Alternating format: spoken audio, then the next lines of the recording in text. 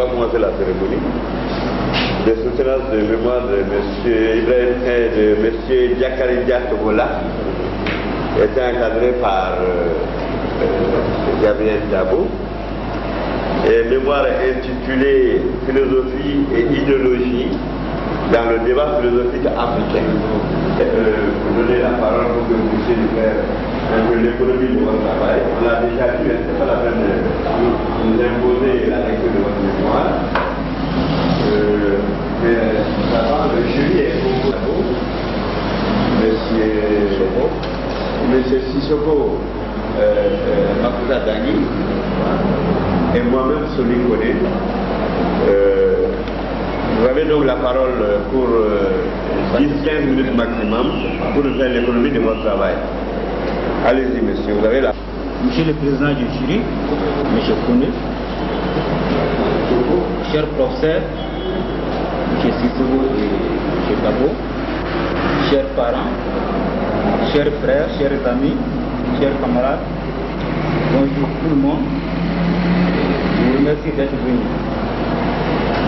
Monsieur le Président, il est de coutume que les étudiants évoquent un peu les difficultés rencontrées lors de l'élaboration de leur mémoire, les difficultés d'ordre financier, matériel, les difficultés rencontrées sur le terrain, etc. En ce qui nous concerne, nous autres qui faisons philosophie, notre méthode étant d'analyse documentaire, nous sommes plutôt confrontés à un problème de documentation. Peut-être que j'aurais pu lire certains documents en amont, mais finalement je me suis contenté du minimum. Le minimum que j'ai d'ailleurs reçu grâce aux bienséances de mon directeur de mémoire. Ceci dit, Monsieur le Président, le choix de notre thème, philosophie et idéologie dans les débats philosophiques africains, est simple. Ce choix est parti du constat que le débat philosophique africain a été suscité par la question: existe-t-il une philosophie africaine? Or, dans nos lectures et recherches, nous avons pu constater que cette question n'est pas, ou si vous voulez, n'est plus l'objet réel du débat philosophique africain. Ce débat qui oppose traditionnellement ceux qui pensent qu'il existe une philosophie dans la société traditionnelle africaine, communément appelée ethnophilosophe, et ceux qui soutiennent le contraire, communément appelés philosophes, a rapidement glissé dans ce que la philosophie et les philosophes d'une manière générale hésitent rarement, c'est-à-dire des prises de position idéologiques. Nous avons donc relevé que les animateurs du débat philosophique africain, au fil des échanges, se sont traduits en défenseurs de leurs groupes sociaux ou de leur classe sociale, ou même souvent de leur intérêt personnel. Chacun des protagonistes a choisi l'opportunité de débat pour exprimer son appartenance religieuse ou sa progression politique, en prenant position par rapport au pouvoir politique en place dans sa société. Alors, nous avons essayé de démontrer ces faits, c'est-à-dire ces faits d'idéologisation de la philosophie, du débat philosophique africain. Alors, Monsieur le Président, d'entrée de jeu, nous avons d'abord essayé de déterminer le contenu que nous mettons dans les termes de notre thème. Ainsi, nous avons pris la philosophie comme une production de l'esprit, c'est-à-dire une forme de la conscience sociale. Et l'idéologie, nous l'avons pris comme une forme de pensée qui se manifeste dans toutes les productions de l'esprit. Le débat philosophique africain, nous l'avons défini. Nous avons d'abord estimé que, bien sûr, qu'étant un peu l'opposition entre les ethnophilosophes et les philosophes critiques, il est aussi le reflet, n'est-ce pas, des luttes idéologiques et aussi le reflet des différents points de vue par rapport au plan de développement de l'Afrique.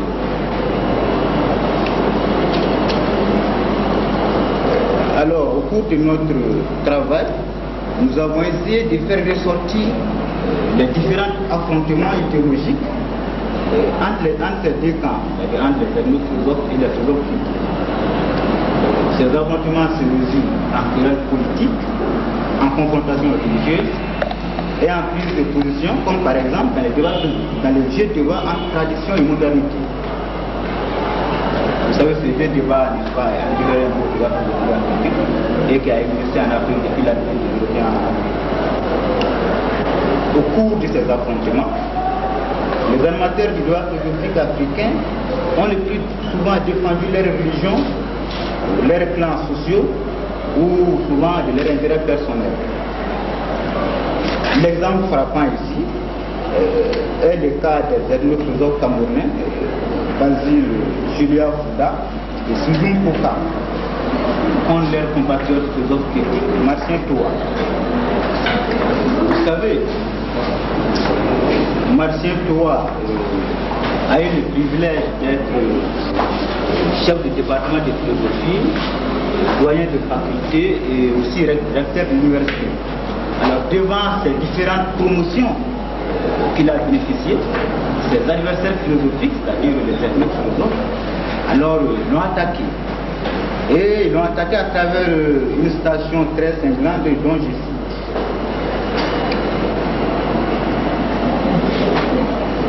Vous allez m'excuser.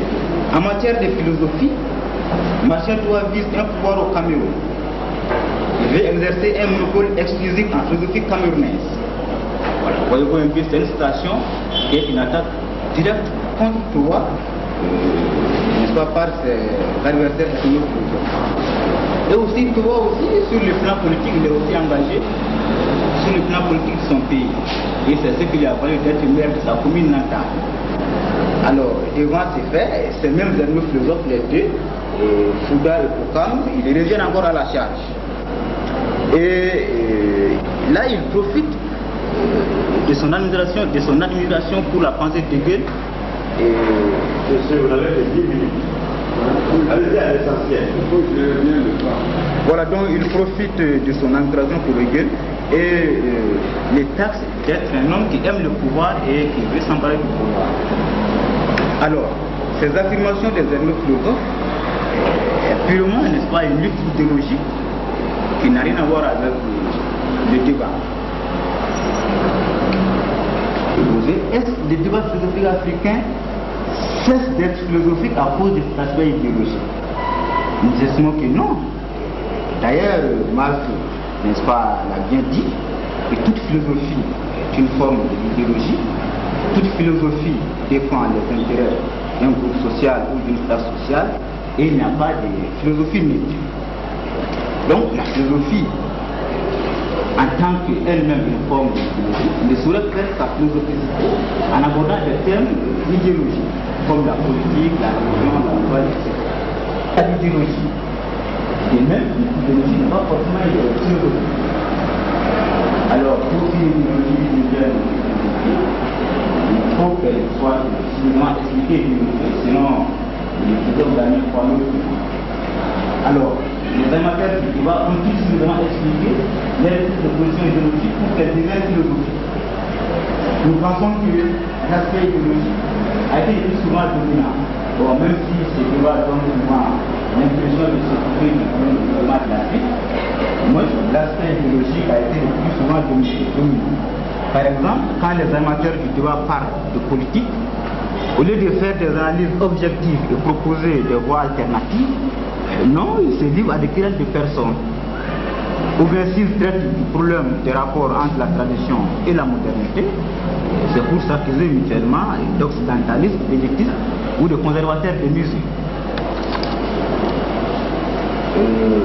Vers la fin de notre travail de mémoire, nous étions obligés aussi de nous interroger sur certaines perspectives de la philosophie africaine.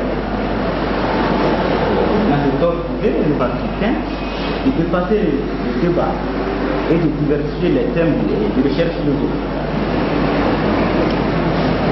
Si nous pensons que, en ce qui concerne le débat, tout a été dit et se trouve dans les manuels, et que les philosophes africains ont intérêt de se rendre utiles en abordant des sujets qui intéressent leurs concitoyens. Là, nous avons évoqué le conscientisme de Kwame Nkrumah comme exemple pour les autres trésors africains. Bon, pas que nous prenons le conscientisme comme étant un système qui puisse aboutir au développement de l'Afrique, mais tout simplement parce que c'est un effort de réflexion, un effort d'analyse, n'est-ce pas, pour le développement africain.